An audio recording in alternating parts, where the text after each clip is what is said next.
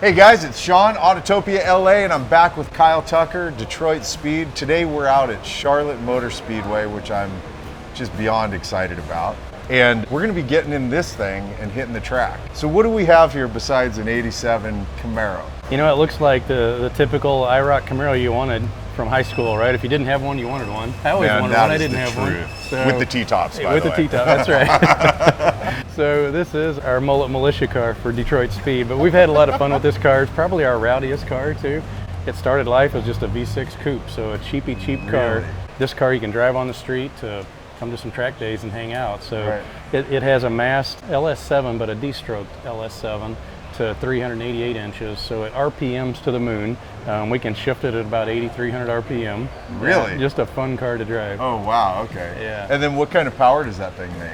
This one's about 720 at the crank, so okay. a little over 700, and we've had it with different intakes and different cams even higher than that, but try and balance durability and ease of driving for autocross and even street driving. It's Yeah. a good mix now at about 720, 723 I think is where it came off. And then what do you run transmission with the car? Yeah, this has a Bowler Performance Transmission 6-speed Tremec in it, back to a Ford 9-inch with our 4-link from Detroit Speed for this in it. So it's our gamut of catalog parts. We're running on BF Goodrich Rival S tires today. Typically on the run groups, street tire cars, we run on a 200 tread wear, and this is an aggressive 200 tread wear tire. So the BF Goodrich Rival S is the answer. This is something that I noticed how easy it is here to make all your adjustments, like Right. pretty, like close to on-the-fly adjustments. It is, we came up with that because, when you make any changes at the track, it's sometimes in a hurry and you lose track of where your baseline is. Yeah. But what we call the speed align, it has the star adjuster and it has indicators on it, so we can quickly jack the car up, change camber or caster, and it allows us to know, hey, from the shop, and this is our baseline setup sheet, we can quickly go here, set it back down, tighten it up, and we know where we're at. And then crank it back around and drive it on the street. Exactly. Now, have you done body mods at all to the car? Yes, slightly. The main Yeah. body is stock. Where we really did a lot of work was on the front nose. If you remember, these Yep. cars had urethane noses, and being 30 years old or so now in the sun, they get ripples to them. So we actually put a glass nose on it, and the neat thing is we took the lower lip and actually cut it, and guys in the shop, they split it down about 3 inches to get the lower chin down a little bit to help with the splitter and gets the airflow cleaned up under the car. Smoked the lenses, because that's what you did in the 80s, right? For You had the sure you smoked did. headlight lenses, smoked side marker lenses, so it's correct. 315 square all the way around the car. 315 all the way around. That's Yeah. awesome, man. I mean, my ZL1, which has a decent sized back Yeah. tire, is a 305. You're running a 315 up front. I love it. Forge lines again? Forge lines again. I love their open lug 5-spoke. On this car, they showroom stocked these cars. You remember back in the day in the late 80s, in a nice road race package, and they had the Rona wheels on them, the big thick 5-spoke Rona wheels. Yeah, sure. So this is kind of a take, I think, on that 5-spoke look. And I love the open lug that Forge Line does. It's a quality wheel, and it looks the part too. Yeah. Yeah, no, it looks great. I mean, it looks very correct to the era of car. What are you doing brake-wise? Yeah, so this has a Bear 6R package on it. So front and rear, it's the Bear package. It's a manual system, so we've sized the master cylinder to the piston size. But yeah, it's a 6R with, we use a performance friction compound in it that's friendly for the autocross to come up to temp and friendly for road course and street driving too. So it's a good combination. Now I'm curious to see, we got to go check out the interior, because that was one of the downside of these cars. Like, I've always thought the third gen's a pretty cool looking car, but the interior was always just kind of pretty plasticky. awful, Yeah, man. it was. It pretty was the bad. start of trying to update things. And again, I'm not a fan of big clunky plastic consoles. We took that out and just put a simple functional shifter in it that we made with a Delrin shifter handle. And what are the gauges?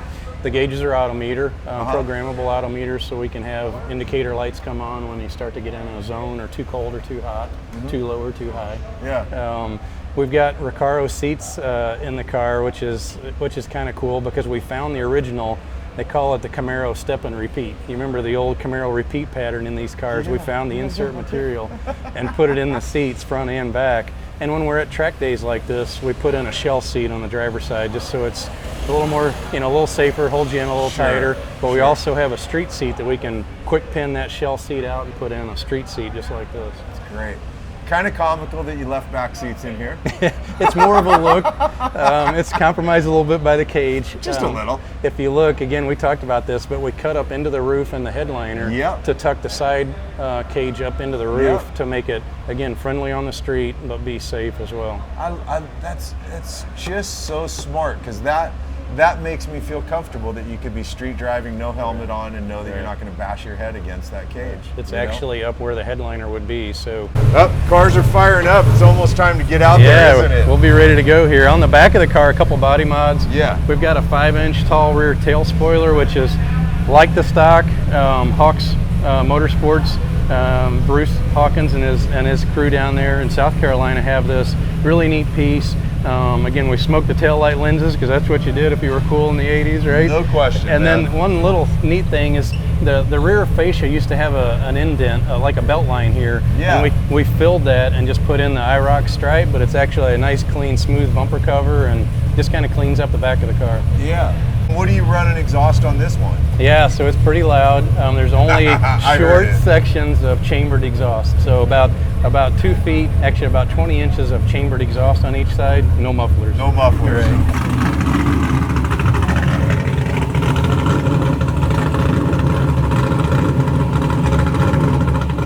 Well, man, let's get our helmets on. Let's get strapped in and let's go rip this thing. Sounds good. We'll have some fun.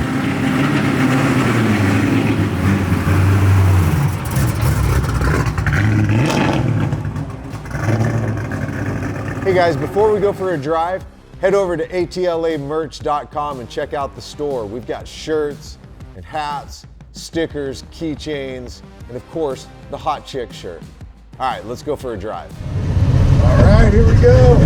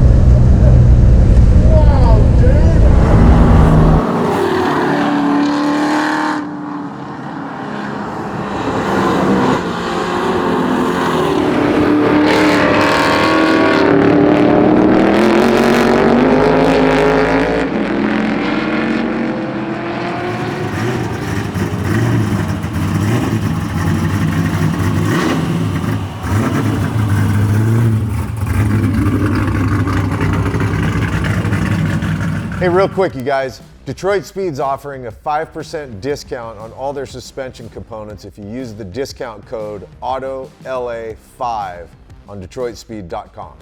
All right, you guys, that is it for our shoot of this one. This third gen Camaro is just truly amazing.